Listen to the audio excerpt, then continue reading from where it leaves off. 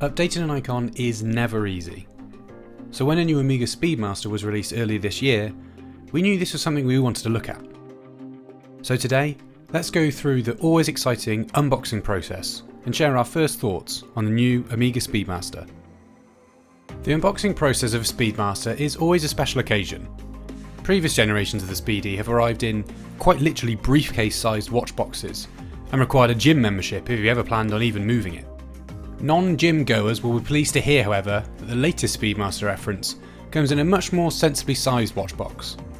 The tough, woven nylon outer still remains though, as the execution of the box reflects the Speedmaster's accolades very well.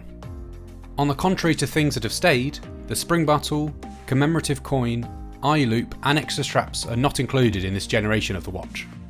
Once we open the box, the first thing I notice is the bracelet. Now that's quite an odd thing to pick up on, but on the latest Speedmaster, it's actually one of the most noticeable changes. The previous bracelet was introduced in 1996 and was beginning to show its age with its chunky look.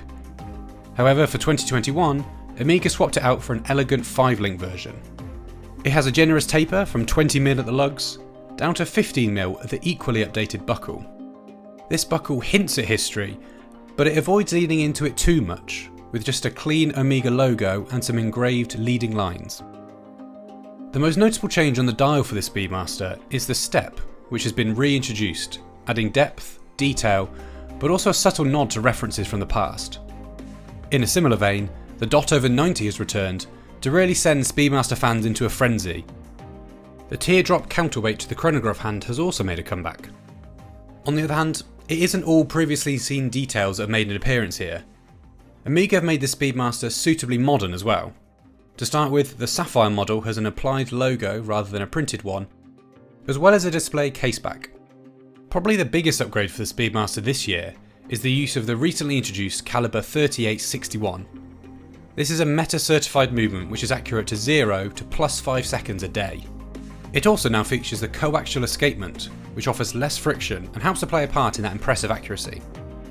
It's also anti-magnetic to more than 15,000 Gauss. To be honest, it's exactly the calibre of movement we've come to expect from Amiga, making its inclusion in the Speedmaster an impressive, yet logical one. On the wrist, the benefits of the new bracelet become even more apparent. The Speedmaster has always been a watch that wears smaller than the case dimensions let on, but now with the new bracelet, wearability increases tenfold. I'll be honest and hold my hands up and say, I'm not really a die-hard Speedmaster purist. Of course I like the watch, but as mentioned previously, true Speedmaster fans go deep with their affection and knowledge of the model. Saying that, I can't help but feel that those purists out there will be extremely pleased with the changes made to their beloved Speedmaster. Amiga has acknowledged the past through the execution of design, but has brought the watch right up to date and beyond with the modern Amiga movement. After this quick hands-on first impressions, it seems Amiga have set the Speedmaster up extremely well for the future decades to come. Be sure to subscribe to the WatchGecko YouTube channel to keep an eye out for our full review of this new Speedmaster coming very soon. Thanks for watching, and we'll see you in the next video.